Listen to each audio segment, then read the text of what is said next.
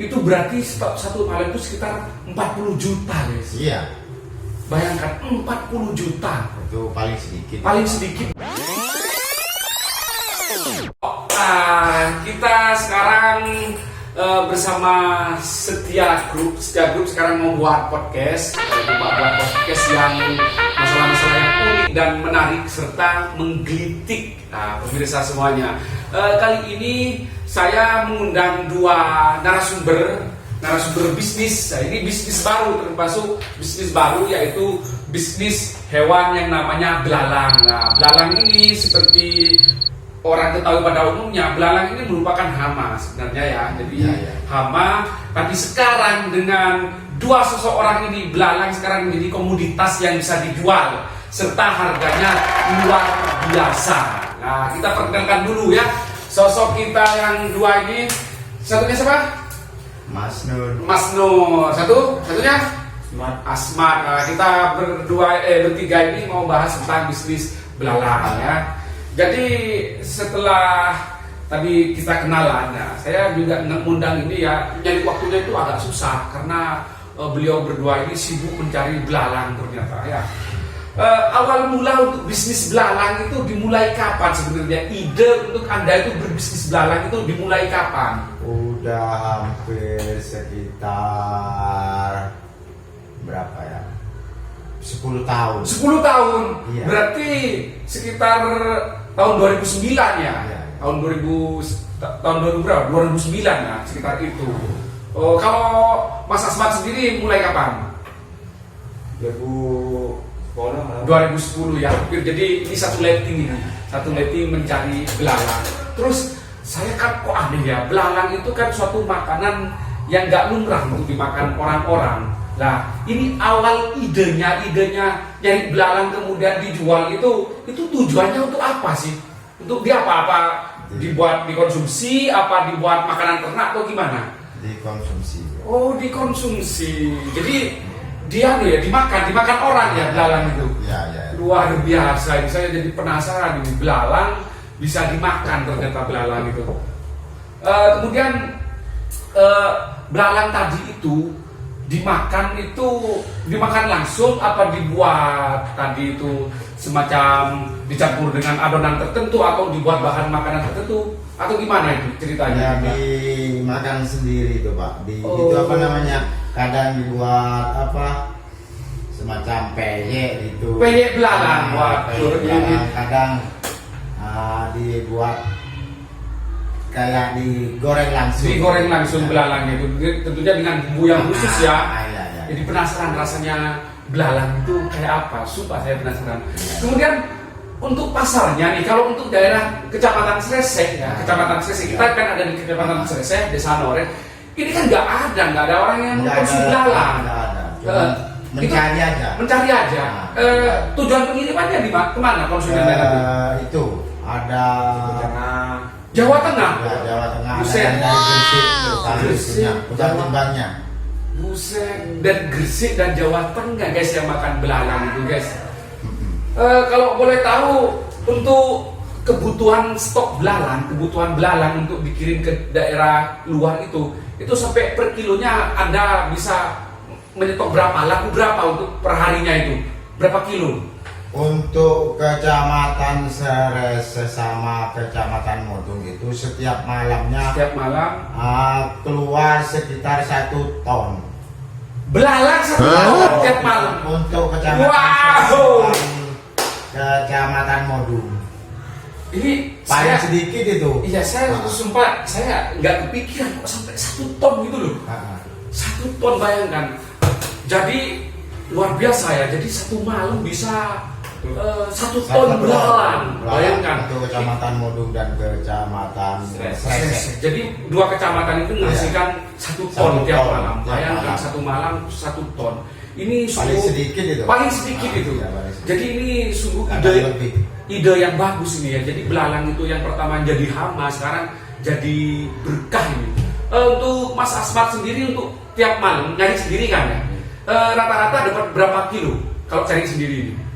3 kilo, ada 3 kilo, ada 4 kilo. 4 kilo. Ini 3 kilo sampai 4 kilo satu orang ya. Satu orang. Oh, jadi yang nyari itu banyak ya. Banyak. Oh, berarti ini seperti membuka lapangan kerja Ya, baru Mas Nur ini. baru. Betul. Jadi Buat. beliaunya ini pengepul belalang. Jadi juragannya belalang. Iya. Jangan-jangan ini sekecamatan Modung dan Srese ini kan masih baru. Untuk di Madura mungkin hanya di sini ya. Iya. Mudah-mudahan kedepannya nanti belalang ini jadi komoditas yang betul-betul bisa dijual. Oke, kembali ke laptopnya. Nah, untuk kapan waktunya cari belalang itu kapan? Apa siang hari apa malam hari? Malam hari. Malam hari. Kenapa kok malam hari? Kok nggak siang hari kan lebih kalau malam hari itu kan gelap, kalau siang hari itu kan terang. Kenapa kok nggak siang hari? Enggak, kalau siang hari itu belalangnya agak cepet kabur. Oh. Kalau malam kan belalangnya tidur. Oh iya. Jadi Ketika kalau anunya apa? gitu. Gak apa-apa, bahasa Madura juga gak apa-apa. Ini kontennya punyanya orang Madura ini. Ya jadi kalau sebenarnya masalahnya kalau siang itu belalangnya lebih aktif ya, karena dalam kondisi agresif, nggak tidur. Kalau malam tidur. Nah itu alatnya yang dipakai itu apa itu? Apa langsung pakai tangan atau gimana itu nyari belalangnya itu? Tangan. Pakai tangan. Untuk malam, apakah tadi itu belalang yang tidur itu apakah cuma diam saja atau ada kemungkinan belalang itu lari juga kalau malam? Iya. Juga lari. Kabur juga. Oh, jadi alatnya pakai apa alatnya? Pakai tangan. Diambil sama tangan biasa. Wow, ini apa namanya? Enggak belalangnya itu apa namanya? Katanya orang Madura itu melepas. Ya. Jadi Ya, dia lupa semua, Pak. waduh, tapi ini kan demi suatu bisnis, demi suatu perjuangan anak dan istri. Iya. Oke. Kemudian gini nih, kalau boleh tahu nih, harganya belalang ini berapa sekarang? Harganya? Kalau untuk di penimbangan dari yang cari langsung itu Pengepul ya, pengepul belalang ya. 40 sampai 45 ya. 40 sampai 45. Wow, lumayan ya harganya, itu mahal, termasuk mahal. Dari anggap ini hama ya, hama yang diperkirakan tidak bermanfaat sama sekali oleh Mas Nur ini kemudian diberdayakan, dicarikan konsumen. Dari hama bisa menjadi berkah 1 kilo 40 sampai 45 ribu. Ya. Ini masih aman stoknya sekarang ya. Aman. Nanti kemungkinan kalau stoknya berkurang naik. bisa naik harganya ya. Nyampe 80, 90. Wow. 80 sampai 90 per kilo. Anggaplah harga terendahnya 80.000 ya misalnya. Itu 1 kilo itu setiap malam kan menghasilkan 1 ton. Berarti potensi bisnis dari belalang ini misalnya dari harga tadi yang 40.000 aja lah, sekarang kan lagi musimnya 40.000 kali 1.000 itu berarti satu malam itu sekitar 40 juta guys. Iya. Bayangkan 40 juta. Itu paling sedikit. Paling sedikit, jadi perputaran uang belalang, bisnis belalang di tingkat pengepul ini sekitar 40 juta. Iya. Nih, bayangkan, jadi kita itu harus betul-betul inovatif dan kreatif dalam menciptakan sesuatu lapangan kerja. Jadi seperti Mas Nur ini menciptakan lapangan kerja bisnis belalang. Nah sekarang Mas Nur sendiri masih cari sendiri atau sekarang udah jadi juragan ini?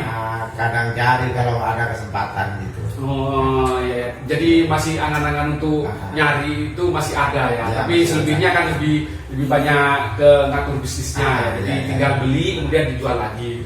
Untuk Mas Asmat ini masih nyari apa juga ikut jual lagi? Kok aja langsung nyari tok. Oh, cuman nyari aja ya. Oke, jadi ada jeragannya, ada yang tukang nyari atau karyawannya. Kira-kira sekarang untuk tiap malamnya, kan bayangkan ya 1 ton tuh banyak loh, banyak 1 ton itu. Untuk orang yang nyari belalang ini sekarang yang aktif untuk mencari belalang ini ada berapa orang kira-kira ini? Ya sekitar ada kalau 500 itu ada. 500 orang. Wow. Untuk kecamatan Srese dan Modung. Gila 500 orang tiap malam. Tiap malam. Jadi sekarang yang namanya sawah atau hutan atau kebun itu sekarang kalau malam rame ya. Rame kayak banyak. Waduh. Ini Rame. rame. Bayangkan 500 orang cari belalang. Wah, ini seru juga ya bisnis lumayan, belalang ini. lumayan. ini kan yang terakhir ini kedepannya ini seperti apa? Ini kan belalang ini kan termasuk hama yang musiman ya. Jadi waktunya itu periodik ya, musiman. Jadi kalau musim depan atau bulan depan sudah habis itu kan seperti apa langkah-langkahnya Mas Nur ke depannya itu? Apakah belalang ini akan mencari ke tempat yang lain untuk dijual lagi, atau misalnya ke depannya belalang itu mau dibudidayakan karena melihat potensi pasarnya kan memang ada kan dia. Yang mulai itu ada, yang beli itu ada. Seperti apa ke depannya Mas Nur? Ya, Harapannya? Ke depannya gini Pak, apa namanya, kepingin buat apa namanya, kayak dikonsumsi sendiri. Oh iya betul. Jadi Mas Nur ini nanti ke depannya mau membuat kuliner belalang. Ya. Jadi ada warung yang khusus untuk ikannya dari belalang. Karena belalang ini memang di ayat suci Al-Quran atau di fikih atau di hadis ini memang halal. Jadi halal. Jadi bangkai yang salah satunya halal itu adalah selain ikan itu adalah belalang. Cuman kan begini Mas Nur ya. Jadi belalang itu kalau misalnya terlalu lama kan mati ya. Mati. Itu gimana itu? Apakah rasanya beda dengan yang hidup atau harganya beda dengan yang hidup Mas Nur? Enggak, kalau yang ya sama aja, kalau yang hidup dimatiin. Oh, jadi memang dijual walaupun mati nggak masalah ya? Masalah. Oh, begitu ya. Jadi nggak usah misalnya walaupun mati itu tetap masuk timbangan gitu ya. Tapi kalau terlalu lama itu membusuk ya. Jadi kalau terlalu lama walaupun mati itu membusuk guys. Itu tentu saja rasanya mungkin akan berbeda gitu. Untuk belalang ini kedepannya apakah ada kemungkinan Mas Nur untuk bisa diternak atau dibudidayakan? Ya kemungkinan itu sulit itu ya. Kalau nelur itu di tanah masuk ke dalam lubang itu. Jadi agak susah. Ya. Jadi ini bisnisnya, jadi atau ini musiman atau periodik, musim hujan ya Mas Nur ya. Musim hujan saat musim padi ya gitu ya. Jadi saat musim padi, musim hujan itu mesti belalang banyak. Jadi ini selain mendapatkan sumber ekonomi atau pendapatan, bisnis belalang ini secara langsung, ini jelas secara langsung akan menguntungkan para petani karena petani terselamatkan dari hama belalang. Luar biasa.